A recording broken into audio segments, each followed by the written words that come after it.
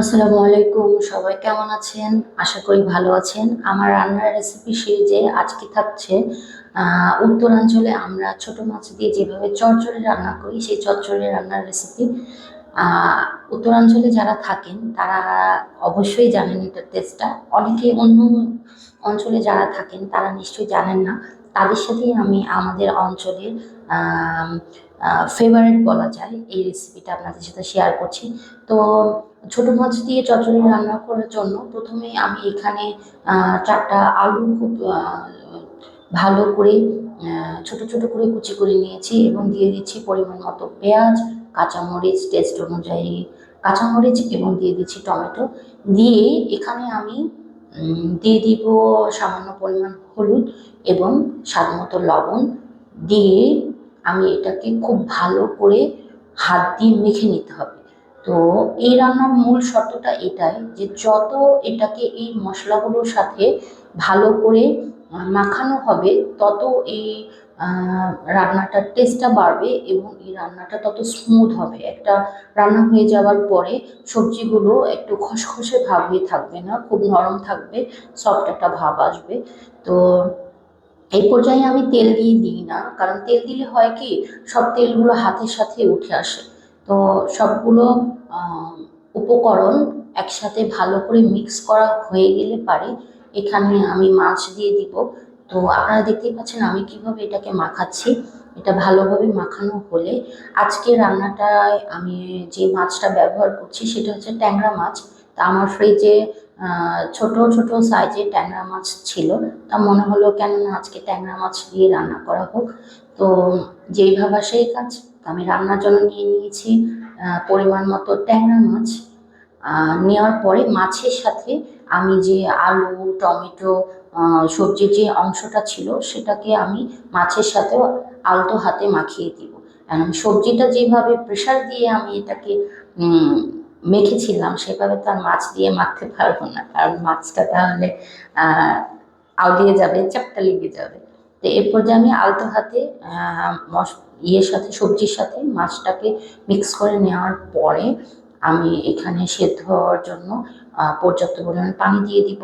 এবং আমি দেখছেন আমি কতটুকু পানি এখানে ব্যবহার করেছি। পানি দেওয়ার পর আমি এখানে এখন তেলটা দিয়ে দিব।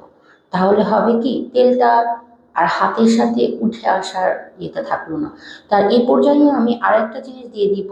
আপনাদের সাথে আমি আমার আগের রেসিপিতে শেয়ার করেছিলাম যে এটা যেটা দিচ্ছি সেটা হচ্ছে শুকনো রাঁধুনি পাতা গুঁড়া করে রাখা, রোদে শুকিয়ে গুঁড়া করে রাখা।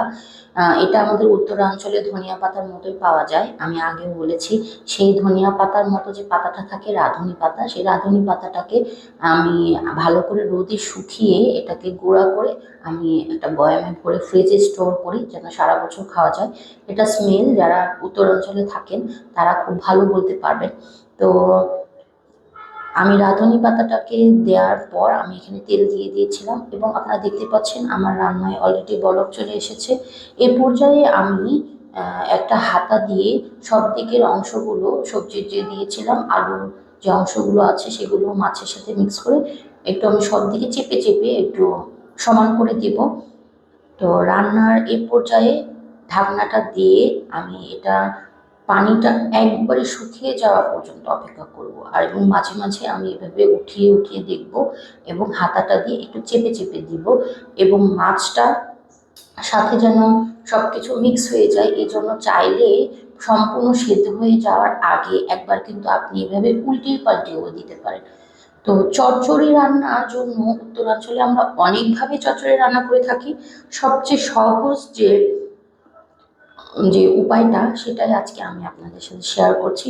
এখানে রান্নার সময় অনেকেই কিন্তু বাটা মশলা ব্যবহার করে এবং গুঁড়া মরিচ ব্যবহার করে। তা আমরা উত্তরাঞ্চলে যারা থাকি অনেকেই আমরা এভাবে পছন্দ করি না, বিশেষ করে আমি পছন্দ করি না। চচ্চড়ি মানেই কাঁচামরিচের একটা ফ্লেভার থাকবে, কেন এখানে গুঁড়া মরিচ থাকবে? আর চচ্চড়ি মানে আদা রসুনের গন্ধ থাকবে না, এটাও ভালো লাগে না আমার কাছে। আর এটার ফ্লেভারটা একটু চেঞ্জ করার জন্যই কিন্তু এখানে রাঁধুনি যে পাতাটা আছে সেটা ব্যবহার করা। তো এ পর্যায়ে আমার রান্নাটা প্রায় শেষের পথে, আপনারা দেখতেই পাচ্ছেন। এখন রান্নাটা হয়ে গিয়েছে, সাইড দিয়ে একটু তেল উঠে উঠে আসছে। তো আমার আবার চচ্চড়ি রান্নায় একটু রান্নার চচ্চড়ির নিচে একটু যখন পোড়া পোড়া ভাব আসে সেটা আমার খুব ভালো লাগে। তো আমার রান্না শেষ। এই যে আমার শুক্রবারের প্লেটিং আপনারা দেখতেই পাচ্ছেন, ছিল সাদা ভাত, দই মুরগি, টমেটো ডাল এবং তার সাথে ছিল ট্যাংরা মাছ দিয়ে বগুড়ার ঐতিহ্যবাহী চচ্চড়ি। তা আপনারা সবাই আমাকে কমেন্ট করে জানাবেন আমার রেগুলার রান্নার যে ভিডিওগুলো সেগুলো আপনাদের ভালো লাগছে কিনা, রেসিপিগুলো আপনাদের সাথে মিলে যাচ্ছে কিনা, বা আপনারা নতুন দেখছেন কিনা সেটাও কিন্তু আমাকে কমেন্ট করে জানাতে পারেন। এবং সবাই ভালো থাকবেন, আমাদের জন্য দোয়া করবেন। আল্লাহ সবাইকে হেফাজতে রাখুন। আর আমরা সবাই ভালো থাকলেই তো ভালো, তাই না? কেউ ভালো থাকবে, কেউ বিপদে থাকবে সেটা আমরা চাই না। আমি চাই আল্লাহ সবাইকে ভালো রাখুন, তার সাথে আমিও আমার পরিবার পরিজন নিয়ে ভালো থাকি। তো আমার রান্নার রেসিপিগুলো আপনাদের কেমন লাগছে কেউ জানাতে ভুলবেন না কিন্তু, ঠিক আছে? তো আমি আসলে আপনাদের সাথে আমি বাসায় রেগুলার যেভাবে রান্না করি, গতানুগতিক আমার রান্নাগুলোকেই আমি ভিডিও করে সেটাই আপনাদের সাথে শেয়ার করে থাকি। স্পেশাল ওভাবে রেসিপি শ্যুট করে আপনাদেরকে দেখানো এটা আমার করা হয়ে ওঠে না। তা আমার রেগুলার রান্নাগুলো আপনাদের কেমন লাগছে অবশ্যই আমাকে কমেন্ট করে জানাবেন। সবাই ভালো থাকবেন, আমাদের জন্য দোয়া করবেন। আল্লাহ হাফেজ।